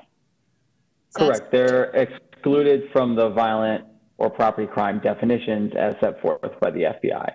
And again, the primary reason for that is for comparability between geographies to have a consistent set of definitions, right? Local conditions certainly should be considered. But as we look at slide 5, we need to take into account in trying to make sense of the calls for service, that the violent crime category here, that's 3%, does not include assault. We know it may not include kidnapping. It may not include some other things that our jurisdiction and probably a lot of our community would regard as violent crime. Right. What it's using is the standard FBI definition for violent crime. That those are pros and cons of the standardized definition. It allows for comparison across communities. The downside is it's been a very standardized approach that has been used for decades, which again helps you understand longevity of crime statistics, but doesn't get into that hyper nuance as we understand things. I mean, even things like theft by fraud isn't considered to be a property crime of theft because it wasn't really, you know, as we think about identity theft and things of those natures, weren't really quite at the scale that they are today. So those are things that do have to be considered, and that's why we have the non-crime, non-UCR crime category as well. I see that. I think that many people looking at this won't understand what's contained within non-UCR crime. I don't myself. So I would ask that, and perhaps this can be well handled through a budget Q&A, it would be useful to see what is included within the FBI's descriptions of UCR crime, especially as, you know, as we engage with constituents around this information. It would be useful to know what is in that non-UCR crime category and where it fits within some of those other categories: crime, property crime, violent crime, et cetera. And then I just wanted to point out, there was a conversation a little bit earlier about burglar alarms, and I do think we got that data as part of a Q&A in previous year's budget question and answer. And so that kind of leads me to the point I was hoping to make during the conversation that was more focused on budget conversation. But at that point, I was just listening as a participant and didn't have the ability to speak. So I know that my office submitted several questions on Friday regarding APD's budget, including the one that Ed referenced about asking for the spreadsheet information for fiscal year that's been proposed for fiscal year 21. We also received it for fiscal year 20 and asked that that be added to the budget Q&A. And to the extent that our individual offices are asking for information related to APD's budget or percent of the budget that relates to salaries and other things along the lines of what we've talked about here today, if we could do that through the budget Q&A, that's super helpful. That way all of our offices aren't asking for this information independently, and then we have it for future years. But that's kind of a 2-point, just a request that we all submit our questions that way so that we can all see the information and the public can see the information as well. And then just a suggestion, I think, I may be wrong about this, but I do think we have that burglar alarm information and data possibly in one of the previous year Q&As. So thanks, very useful conversation. I did miss the timeline of when our city analysis of the 2019 data would be finished. Ray or Carrie? Councilmember Tevo, I don't currently have a date for you just yet. We're still working with the city manager's office on structuring all of the work that is to ask which questions we're going to be asking of the data. So as soon as we have that scope, I'll let you know, and we can work on it pretty quickly. Great, thank you very much. And I will say, at least for staff's part, they were willing to let us say it was going to be done by the 6th, since that's the next Public Safety Committee, and we are scheduled to go over their work. So Carrie, if that's changing, please let me know sooner than later. I will do my best. Okay. Just as a time check, council members, we're down to our last 15 minutes. Councilmember Alter. Thank you. A couple sort of thoughts that are maybe a little bit scattered. I apologize. One, I appreciate the importance of this data and understanding it, but I also want to underscore that one of the things that we saw with sexual assault was that only 10% of women were reporting. And there are various reasons why they're not reporting, some of which may have to do with our ability to respond appropriately.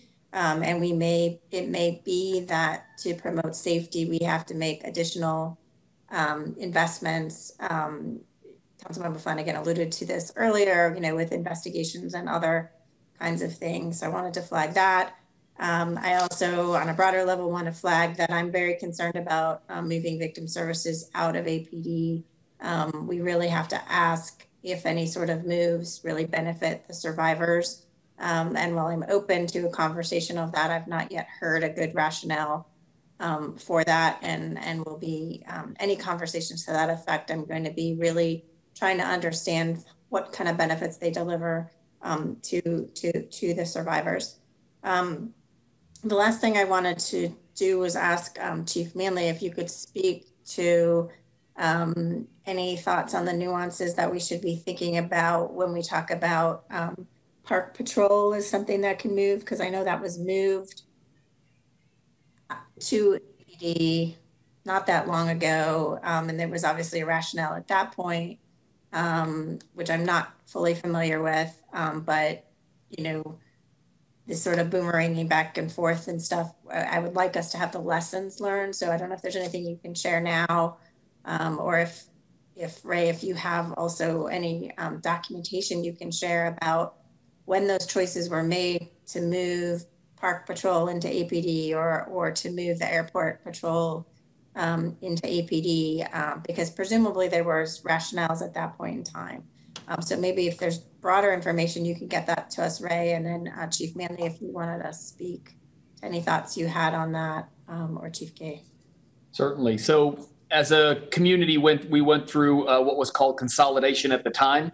We used to have the PSEM department here, the Public Safety Emergency Management Department, and it was the 3 other law enforcement agencies at that time. Airport Police was a separate entity, standalone with its own structure, as was the city marshals and the park police, as you just mentioned. And in an effort to professionalize how everything was being done and to unify our approach to public safety here in Austin, the decision was made to bring everybody into APD so that we have one law enforcement agency, one policy manual, one criteria for training, all of the reasons that you would think you would want to consolidate those types of operations. I think there's economies of scale there, as well as you don't need full administrations for each of these other standalone entities as we did back then when they were their own entities. And so there was a lot that went into bringing everyone together to ensure that our law enforcement efforts were uniform here in the city. And so anything that we would do to step away from that would be going back to the way it used to be structured.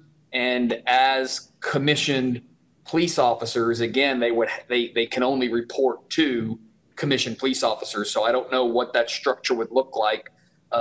Moving the budget is one thing, but trying to move the duties and the responsibilities is another. So having parks within APD allows us to fold them into everything we do. Many of our special events occur in some of the larger parks here in Austin. And so we're able to kind of fold them into our large operational plans much easier because they're a component of APD. And so we will look back and get the documents or the information from back when these decisions were made, but that's just my initial comments to the question. So, are you done, Allison? Can you hear me?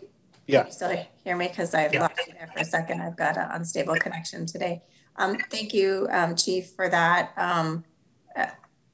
ACM Mariano, if it's possible to get some history on that, I think that would be really important. I'd like to understand what went into that and what the rationale were and where their savings were. My understanding is it ended up costing a lot more, but I don't know how you unpack that and what the implications are of that. Be glad to follow up on it. I'm interested in that analysis too. It sounded like what was explained used to occur were different chains of command of sworn officers, which makes it sound like we might be able to do that again. Am I misinterpreting that, Chief Manley? So there was in essence, like another police chief, basically, who operated the PSEM. He was actually a former APD deputy chief who then became the chief over those operations. So again, because you have to report to a commissioned person. Sure. Now, there was different levels of certification that they had. Part of the reason the cost structure was what it was because there were very different pay scales at the time too. So when everybody joined into APD, the pay scales had to adjust as well. Okay. So in theory, you can have, as long as the sworn person is the department head, which I think is the phrase what state law says is department head. Yes. You can have multiple departments. Correct. I find that very fascinating. Other questions? Councilmember Kassar. I wanted to speak to one of Councilmember Alter's points because I do think that, as you raised, especially in sexual assault cases, very few people report their case. Some national studies that I've seen show that a majority of survivors of serious violence choose not to report what happened to them, a majority of them. And that oftentimes that many of those studies find that when those folks are interviewed, either one, they don't think that anything is going to actually be done to address their safety, or two, it is oftentimes based on people's perception of the police. And so I agree with you that we should be really thoughtful about victim services and other services that are for survivors. I would say that based both on what I've heard here locally and on national data, we are far behind. I think our whole country is far behind on people actually reporting. And so if something isn't working as well as we want it to, we should look at it really closely. And whether that means it lives within APD, whether at some point it moves out, whether we should have the function inside and outside, I think we should engage in that conversation because clearly not enough people feel comfortable reporting what is happening. 5 minutes. Mayor Pro Tem.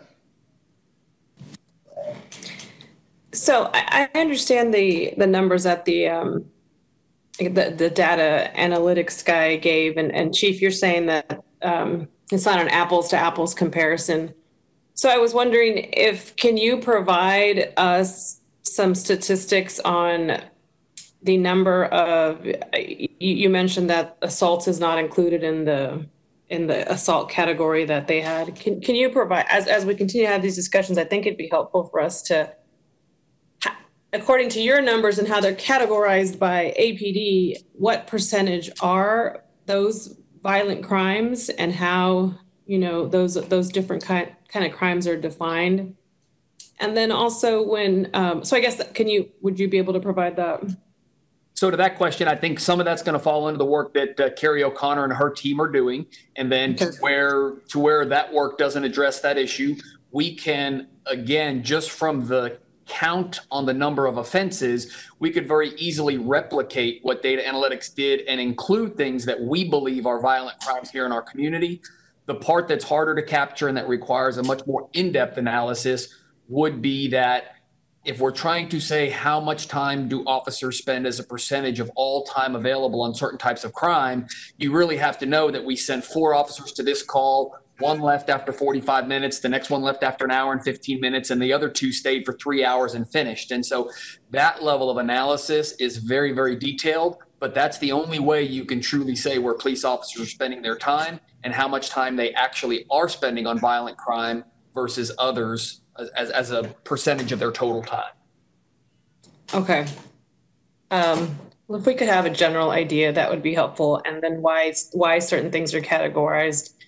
And then isn't that part of the triage process in dispatch? Like they'll ask, does the person have a weapon? Are you afraid for your safety? Aren't those questions like, are you in a safe place? Like, aren't those questions that get asked during dispatch? Yes, they've got a very specific script and protocol for approaching these. And then what they do is they code it. The codings are more general so that they can at least get initially coded and then sent to the officer and get the officer dispatched.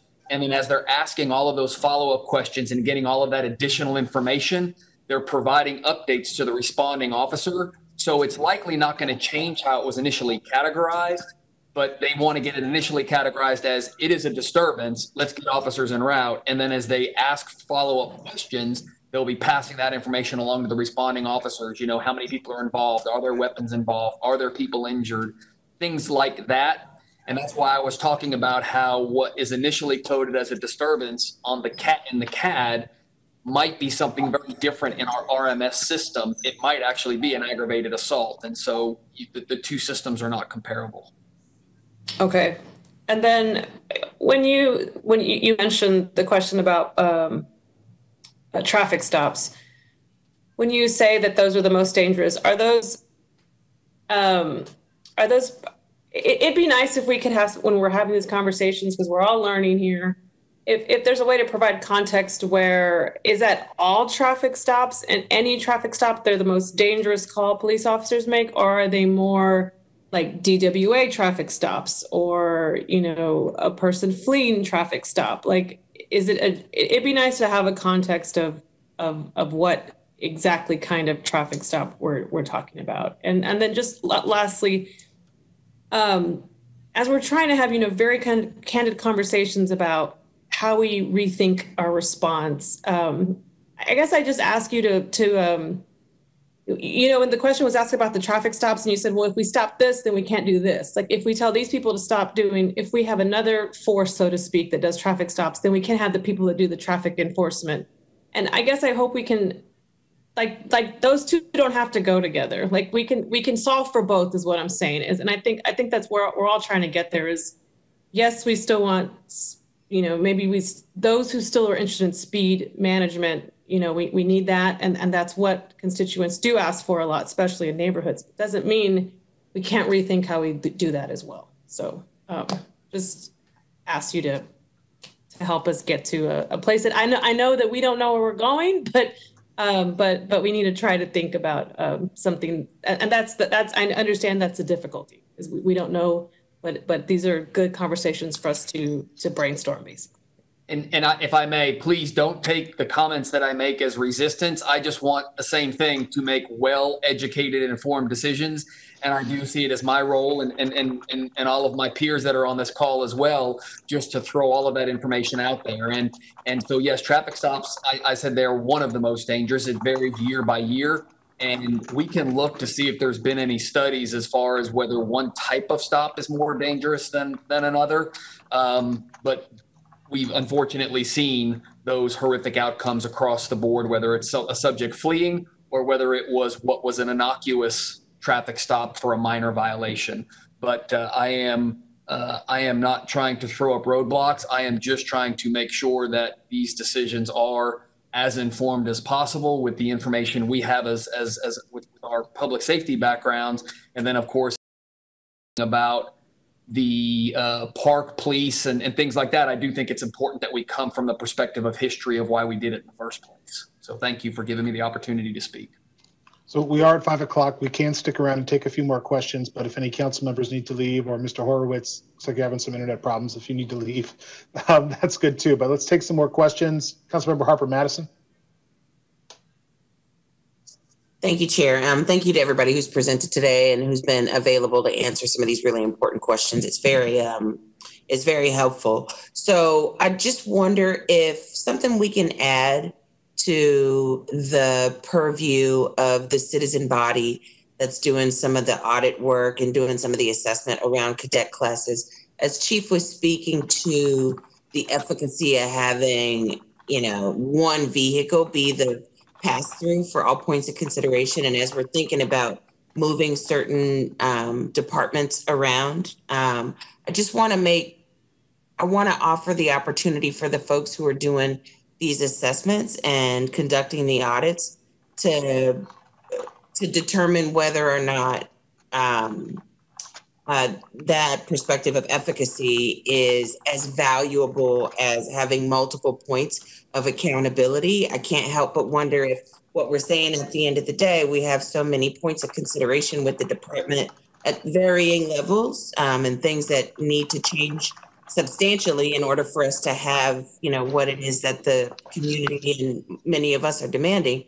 I don't see how that same department can be the tool by which all the things continue to flow through. So I have some questions about what that looks like for us to continue on the path. So Councilmember Flanagan and Chair, I appreciate your line of questioning, and I'd like for there to be some conversation where we elaborate on that, on the potential benefit of having multiple points of accountability. Yeah, I think, Chief, what you laid out as kind of, and Ray, to the extent you pull the stuff that came from the past, I think there might even be some stuff we can look to and compare to that could be very interesting in how we move forward in a way that provides even more safety targeted to the needs of the community for a city that is much bigger now than it was then. And we might be able to do things with different services in a way now because the scale and the call volume is such that you can justify that in a way maybe you couldn't have gotten away with before, when reasonably you had to expect officers to serve 5 or 6 functions. Councilmember Kitchen? I don't have an answer for this, but I hope we also consider technology for some of these things. There may be opportunities to use technology in a way that we haven't been able to use in the past, at least with regard to traffic issues. And so I hope that we have that conversation as part of this also. That's great. So we're past, unless there are any additional pressing questions for today. Councilmember Kassar?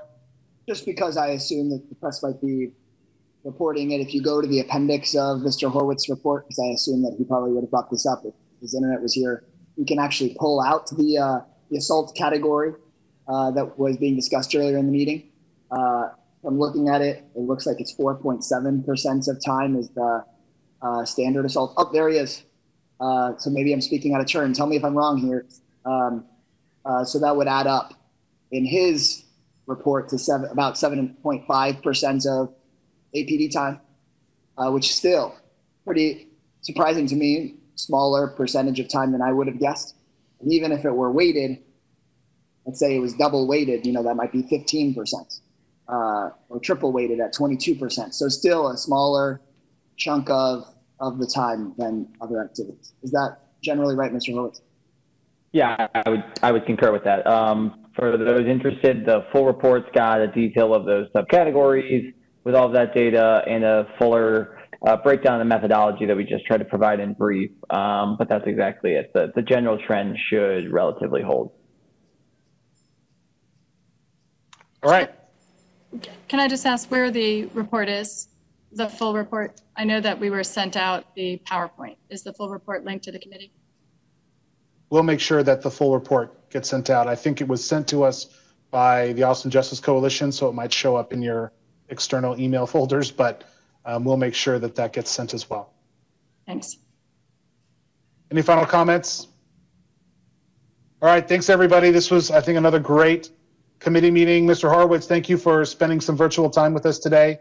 And thanks to all of the staff who came in and out of this meeting throughout the day. A lot of great work. Hopefully for us on the council, hopefully this helped reduce the amount of this we'll have to repeat during our budget work sessions as we move through the rest of the week. Chief, did you want to add something? Oh, no, I was just going to tell everybody goodbye. That's why I took my mic off. I'm watching the whole time. You're good. All right. Thanks, everybody. It is 5:06 p.m. And with that, we adjourn this meeting of the Public Safety Committee.